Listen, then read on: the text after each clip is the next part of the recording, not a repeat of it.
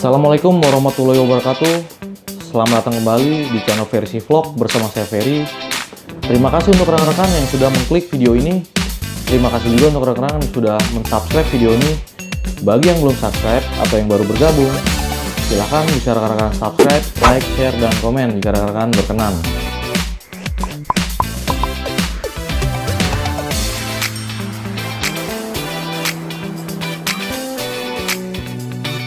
Baik rekan-rekan, untuk video kali ini saya ingin membahas tentang kabar yang beredar beberapa bulan lalu di media sosial tentang wacana penerimaan Polri terintegrasi atau satu pintu.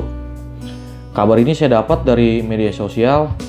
Untuk benar tidaknya tentunya belum bisa dipastikan dikarenakan baru wacana saja. Baik rekan-rekan, langsung saja kita mulai pembahasan tentang wacana penerimaan Polri terintegrasi atau satu pintu. Sebagaimana kita tahu bahwa untuk mendaftar menjadi polisi ada 3 jalur. Yang pertama adalah untuk menjadi perwira, maka jalurnya adalah melalui Akpol, Akademik Polisian. Lalu ada juga SIPSS atau Sekolah Inspektur Polisi Sumber Sarjana. Lalu yang kedua, untuk menjadi bintara, jalur pendaftarannya adalah melalui PTU, Polisi Tugas Umum, dan melalui Bakomsus atau Bintara Kompetensi Umum. Lalu yang terakhir adalah Tamtama. Biasanya Tamtama ini disalurkan ke Brimob dan ke Polair. Jalur penerimaan tadi adalah pembagian yang berlaku ketika Polri membuka penerimaan Polri untuk tahun 2020 bawah. Akan tetapi beredar kabar bahwa untuk penerimaan Polri tahun 2021 akan menggunakan sistem yang baru, yakni sistem terintegrasi atau satu pintu. Ditambah beberapa bulan yang lalu telah dilaksanakan Rakorbin atau Rapat Koordinasi Bagian Pembinaan, yang mana dilaksanakan langsung oleh SSDM Polri atau Mabes Polri Bagian Pembinaan mengenai rencana tentang sistem penerimaan Polri satu pintu atau terintegrasi. Sistem baru yang dirancang ini, bentuk dari tesnya sebenarnya sama saja. Akan tetapi sebagaimana yang dibahas pada rapat Rakorbin bagian penerimaan itu adalah tidak menggunakan sistem lama seperti Akpol, SIPSS, PTU, dan Bakomsus, dan juga Tamtama. Jadi sistemnya adalah satu pintu atau tes serentak. Lalu seperti apa sih sistem yang baru diwacanakan ini? Baik, yang pertama akan saya tampilkan di layar. Semoga terlihat untuk rekan-rekan bagian tampilannya. Yang pertama adalah pendaftaran online. Biasanya jangka waktunya adalah 1 bulan, akan tetapi bisa lebih menyesuaikan kebutuhan. Pendaftaran online melalui www.penerimaanpolri.go.id jika belum ada perubahan. Lalu setelah itu CASIS atau calon siswa mendaftar online dilanjutkan dengan verifikasi online. Untuk verifikasi online dilaksanakan di Polres masing-masing. Lalu operator atau petugas dari Polres akan memverifikasi para CASIS yang mana dinyatakan telah memenuhi syarat pendaftaran online yang berkasnya lengkap saat mendaftar online, maka akan langsung diverifikasi dan akan diberikan nomor dari Polres. Setelah mendapatkan nomor untuk tes dari Polres atau nomor dada, kemudian dilanjutkan dengan fakta integritas. Fakta integritas ini adalah sumpah atau janji para panitia, orang tua CASIS, dan juga CASIS, di mana janji atau sumpah tersebut berkaitan dengan penerimaan Polri yang bersih dan tidak terlibat praktek KKN atau korupsi, kolusi, nepotisme.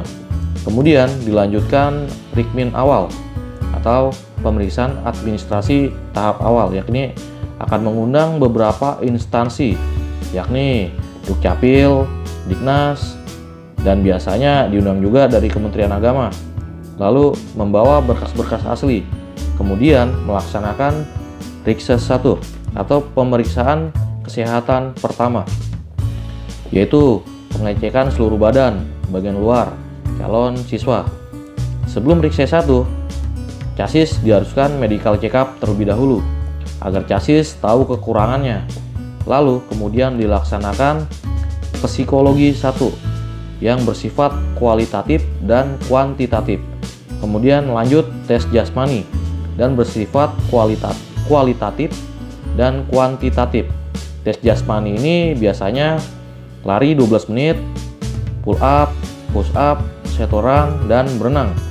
Kemudian tes akademik bersifat kualitatif dan kuantitatif. Tes akademik ini adalah tes TPA atau pengetahuan akademik, tes wawasan kebangsaan, lalu ada tes bahasa Inggris. Setelah itu diadakan sidang menuju Rikses 2, pemeriksaan kedua atau pemeriksaan bagian dalam tubuh chassis, yakni EKG, ronsen, jantung, cek urin, dan darah. Setelah sidang menuju Rikses 2, nah disinilah letak perbedaannya. Jalur penerimaan yang lama dan jalur penerimaan satu pintu atau yang baru. Kemungkinannya adalah mungkin seperti ini, yakni dari penjumlahan psikologi, jasmani, dan akademik dibagi 3. Nilai yang paling tinggi berhak masuk ke jalur akpol, nilai yang sedang akan masuk bintara, lalu nilai yang sedikit rendah masuk ke tamtama. Kemudian dilanjutkan dengan validasi pendaftaran, yakni menentukan misalnya si A masuk akpol, si B masuk bintara, dan si C masuk tamtama. Kualifikasinya divalidasi oleh pihak Polda. Kemudian dilaksanakan Rikses tahap 2, pemeriksaan kesehatan tahap 2 untuk akpol, bintara, tamtama. Lalu dilanjut dengan melaksanakan PMK dan PESI 2, yakni wawancara PMK atau penelusuran mental kepribadian. Lalu wawancara PESI adalah tentang sifat pribadi chassis dan pergaulan chassis di lingkungan tempat tinggalnya. Kemudian dilaksanakan supervisi atau pemantauan bintara dan tamtama, dilaksanakan oleh Mabes Polri di tingkat Polda. Lalu setelah melakukan supervisi, dilaksanakan sidang kelulusan tingkat yang pertama. Yang pertama, Panda Taruna Akpol atau Panitia Daerah Taruna Akpol untuk tingkat daerah untuk Akpol. Lalu sidang kelulusan Pantukhir untuk bintara. Lalu sidang akhir Tamtama atau Pantukhir untuk Tamtama. Lalu di sini ada tulisan Satpam BUMN. Artinya adalah jika para calon siswa ini